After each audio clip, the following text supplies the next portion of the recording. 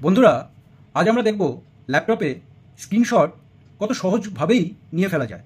তাহলে ধরো আমি যদি পুরো স্ক্রিনটাকে ক্যাপচার করতে চাই, তাহলে আমাকে উইন্ডোজ কিটাকে মানে ল্যাপটপে যে উইন্ডোজ কি আছে সেটাকে প্রেস করে প্রিন্ট স্ক্রিন যেটা আছে সেটা প্রেস করতে হবে। প্রেস করে যখন আমি ধরো এখানে এটা পাওয়ার পয়েন্টের একটা স্লাইডে আমি এখানে পেস্ট করে দিলাম, দেখো পুরো স্ক্রিনটা কিন্তু আমার ক্যাপচার হয়ে চলে এসছে। তো এটা এখানে আমি রেখে দিলাম।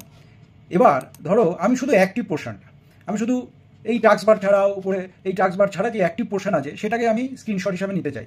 তাহলে কি করতে হবে, আমাকে কিবোর্ড থেকে অল্ট কিটাকে প্রেস করে প্রিন্ট স্ক্রিনটাকে প্রেস করতে হবে। করে যখন আমি এখানে কন্ট্রোল ভি করে পেস্ট করব, দেখো শুধু অ্যাক্টিভ পোর্শনটাই কিন্তু আমার স্ক্রিনশট হিসাবে চলে আসলো। এখানে দেখতে পাচ্ছ ঠিক অ্যাক্টিভ পোর্শনটাই কিন্তু চলে এসছে। এবার আমি শুধু স্ক্রিনের একটা সিলেক্টেড অংশ, মানে এইটুকু ধরো আমি শুধু ক্যাপচার করতে চাই। তাহলে আমাকে কী করতে হবে, আমাকে করতে হবে কি উইন্ডোজ কিটাকে প্রেস করতে হবে, সাথে শিফট কি প্লাস এস, এই তিনটে কিকে প্রেস করলে দেখো এখানে একটা স্কোয়ার টাইপের রেক্ট্যাঙ্গেল টাইপের বক্স আসলো। আমি চাইছি এইটুকু পোর্শনই আমি প্রিন্ট হিসাবে ওটাকে নেব। তো এই দেখো লিখতে এখানে এই যে আমি যে পোর্শনটাকে সিলেক্ট করলাম সেটাও ক্লিপবোর্ডে আমাকে সেভ করে দিয়েছে। এবার আমি ঠিক এখানে এসে আবার এটাকে যখন কন্ট্রোল ভি করে পেস্ট করব, দেখো সেই সিলেক্টেড অংশটাই কি সুন্দর চলে আসলো। তাহলে বন্ধুরা, এইভাবেই কিন্তু আমরা ল্যাপটপ থেকে খুব সহজ উপায়ে স্ক্রিনশট নিয়ে ফেলতে পারি।